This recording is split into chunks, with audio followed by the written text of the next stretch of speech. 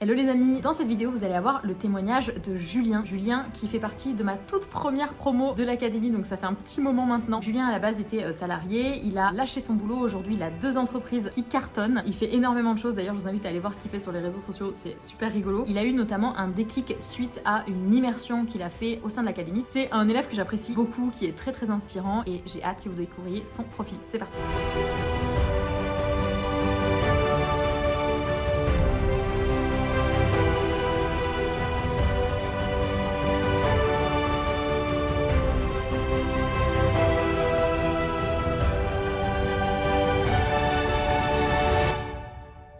Du coup, je m'appelle Julien, j'ai 28 ans, j'habite à Lille depuis peu, j'ai migré dans le Nord il n'y a pas très longtemps. Aujourd'hui, j'accompagne les personnes qui veulent monter leur entreprise à se lancer et j'ai aussi une boîte d'événementiel où j'organise des concerts et des festivals aussi. Alors Léa, au cours de l'anecdote, mais en fait je sais plus trop comment je l'ai connue, un jour en lendemain de soirée, j'ouvre Insta, je tombe sur une publication qu'elle a fait et elle est en train de me monter à cheval. Et dans mon entourage, j'ai des personnes qui montent à cheval et en voyant la publication de Léa, je me suis dit oula, ça doit être encore une nana qui a un cheval qu'elle appelle Poussière de Lune ou Tornade du Sud. Et j'ai vu qu'en fait finalement elle parlait business, donc j'ai regardé son compte et finalement je me suis abonné. Et après, de fil en aiguille, comme ça, c'est grâce à Insta que j'ai découvert ce qu'elle faisait. Du coup, avant l'académie, j'avais une vie qu'on peut qualifier de défrénée, mais pas du tout pour les bonnes raisons. En fait, j'avais un job avec des responsabilités, une équipe, donc ça me prenait beaucoup de temps. J'avais aussi une entreprise d'événementiel à côté qui me prenait beaucoup de temps parce que je la gérais pas très bien. Et l'événementiel, ça peut être hyper chronophage quand il prend très mal. Je faisais pas mal de sport, j'avais une vie sociale aussi qui était très active. Et souvent, quand je racontais ça, les personnes me disaient, mais tu faisais comment pour dormir? Et en fait, la réponse, c'est que je dormais pas, très peu. Je dormais 5-6 heures par nuit. Aujourd'hui, ça me paraît être totalement aberrant. Et quand je repense à cette période-là, j'ai l'impression que c'était il y a très longtemps et qu'en fait c'était même la vie de quelqu'un d'autre et aujourd'hui je suis beaucoup plus heureux dans ma façon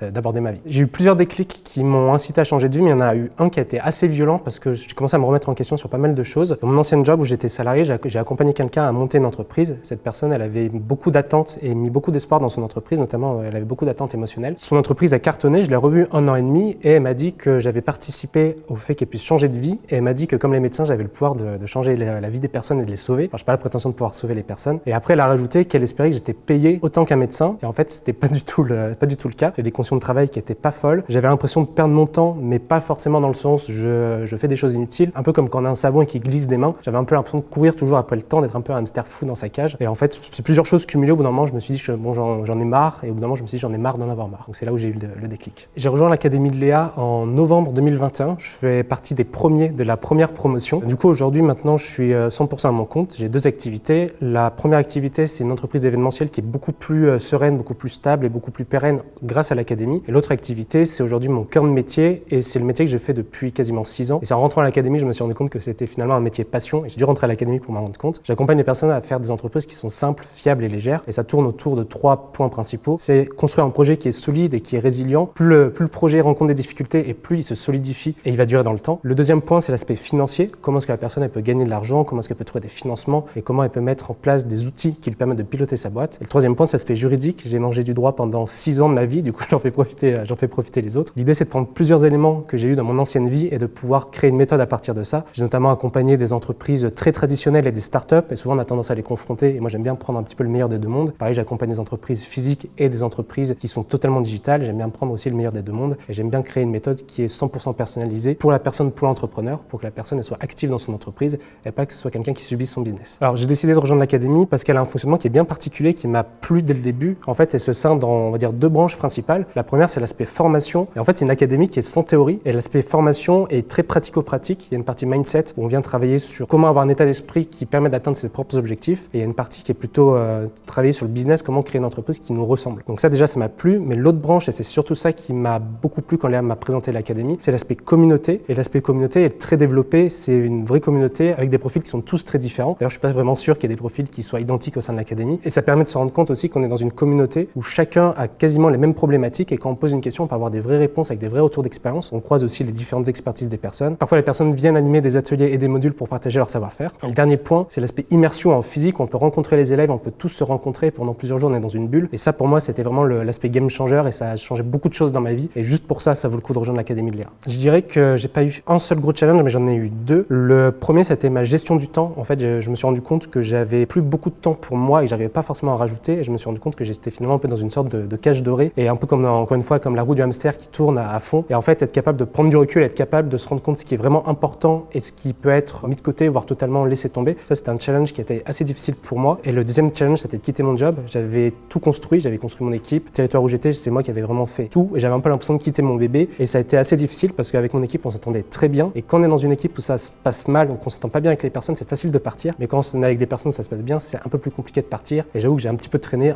en partie pour ces raisons-là. D'un point de vue professionnel, ce que je suis fier, c'est que j'ai réussi à être fidèle à moi-même malgré toutes les épreuves que j'ai pu traverser. Et en fait, quand je regarde où j'en suis aujourd'hui et ce que j'avais prévu il y a 2-3 ans, en fait, je suis là où je voulais être. Et je me dis que si je pouvais rencontrer le Julien d'il y a 5 ans, il se ferait un gros high five en disant félicitations mec, t'as réussi. Il y a une autre chose dont je suis assez fier, mais qui a rien à voir avec le business, c'est que j'ai une bande d'amis que j'ai depuis que je suis tout petit et on est toujours en contact. Et c'est des personnes qui sont très importantes pour moi. Et c'est des personnes aussi qui sont capables de mettre de la couleur dans le monde sans vraiment s'en rendre compte. Et ça, je suis fier d'avoir ces amis-là dans mon entourage. Une erreur que j'ai faite, c'est que j'ai trop tiré sur la corde raide pendant trop longtemps. J'avais des semaines de dingue. Je me suis rendu compte que parfois je travaillais 60-70 heures par semaine. Et en fait, j'ai fait ça pendant plusieurs semaines, pendant plusieurs mois. Je sais pas comment j'ai fait pour pas faire de burn-out. Je pense que c'est un petit peu un peu un coup de chance. Et je pense aussi que j'en étais pas très loin. Une erreur que j'ai fait aussi et qui est un peu le résultat de ça, c'est que j'ai pas forcément pris soin de ma santé. Ça n'a rien d'avoir des rêves et de les atteindre. Si d'ailleurs on n'a pas la santé pour pouvoir kiffer sa vie. Et en fait, la santé, ça fait partie de ces choses qu'on se rend compte que c'est important que quand on commence à plus être en bonne santé, c'est un peu comme quand on est malade. C'est quand on est malade qu'on se rend compte à quel point on était en forme avant. Donc je dirais que ça, c'est l'erreur principale que j'ai fait trop tirer sur la corde raide et pas prendre soin assez de ma santé. Alors du coup, il y a 2 habitudes que j'ai mis depuis que je suis dans l'académie. La première, c'est tous les soirs, je prends le temps de refaire le fil de ma journée et de regarder tous les points positifs que j'ai aimés dans ma journée. Alors ça peut être juste j'ai bouffé un plat et c'était excellent. Ça peut être ça, comme j'ai réussi à avoir un nouveau client ou j'ai fait une interview et ça s'est super bien passé. Ça peut être ces points positifs-là. Donc tous les soirs, je prends le temps de faire le fil et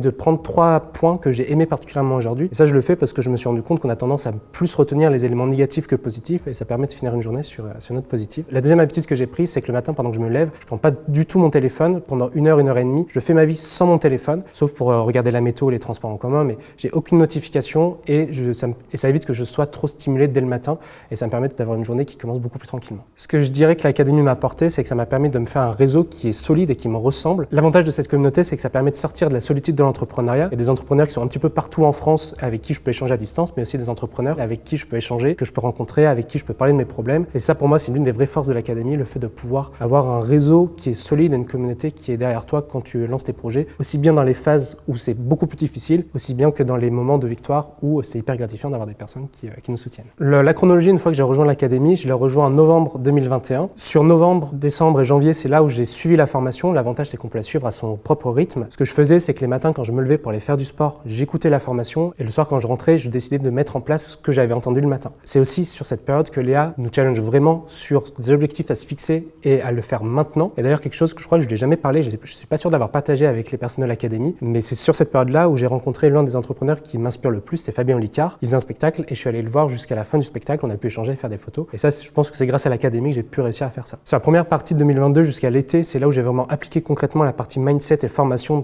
qu'on voit dans l'académie. La partie mindset, c'est lever notamment certaines peurs et certaines croyances que je pouvais avoir, notamment par rapport à la vente. C'est aussi rajouter du mindset dans les équipes que j'avais. Et sur l'aspect formation, c'était plutôt sur de la vente, augmenter ses prix et justifier ses prix auprès des clients que j'avais. Sur la deuxième partie de 2022, c'est là où on a eu une première immersion dans les Alpes. On était une petite trentaine de personnes avec l'équipe de Léa. On était vraiment dans une bulle pendant 2-3 jours. Et ça a vraiment été le déclic et qui m'a permis de me rendre compte que j'étais dans une cage dorée qui me plaisait, mais que c'était pas ça vraiment que j'aspirais. Et à partir de là, les choses se sont accélérées assez vite. Donc ça, c'était aux alentours de octobre-novembre. Sur fin 2022, j'ai dit à ma boîte que je partais. Le temps que les choses se mettent en place, je suis parti en printemps 2023. J'ai déménagé, du coup, c'est à ce moment-là que je suis arrivé à Lille. Et c'est à ce moment-là que j'ai décidé de créer ma boîte pour accompagner les personnes à monter leur entreprise. Les choses se sont accélérées très vite à ce moment-là. J'ai eu mes 3 premiers clients la première semaine. Sur le mois après, j'en ai eu 4 autres supplémentaires. Et pour le petit fun fact, à un moment, je suis allé chercher à manger dans une boulangerie. J'ai parlé avec une personne et elle était intéressée. Du coup, c'était devenu l'une de mes clientes. C'était comme ça sur tout le printemps. Et là, sur l'été, j'ai signé un partenariat avec une structure publique qui permet de payer les rendez-vous avec moi pour les personnes qui seraient intéressées. Et c'est une double victoire parce que ça permet pour moi d'accompagner des personnes qui n'ont pas forcément toujours les moyens. Et surtout, ça me permet aussi de me sentir reconnu dans le travail que je fais par une structure publique. Si je devais donner un conseil à quelqu'un qui commence de zéro et qui était dans ma situation, donc pas beaucoup de temps à louer et une vie professionnelle qui prend beaucoup de temps, c'est quelque chose que je fais souvent faire à des potes, c'est calculer une sorte de ratio temps travaillé et bonheur de vie et regarder s'il y a pas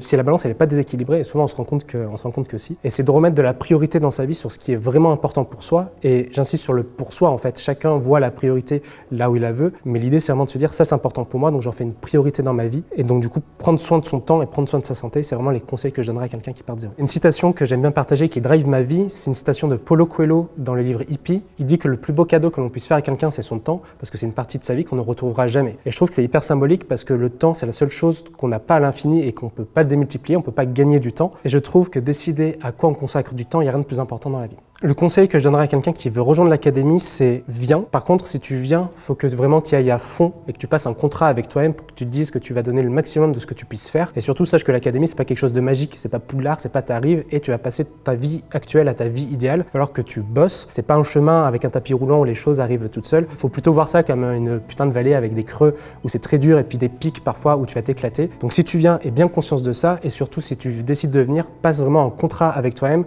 où tu décides de changer de vie pour pouvoir vivre libre ou rien. Salut Léa, du coup, merci beaucoup pour tout ce que tu fais et merci beaucoup pour l'interview. J'espère que tu vas bien et j'ai hâte de te revoir. Bisous.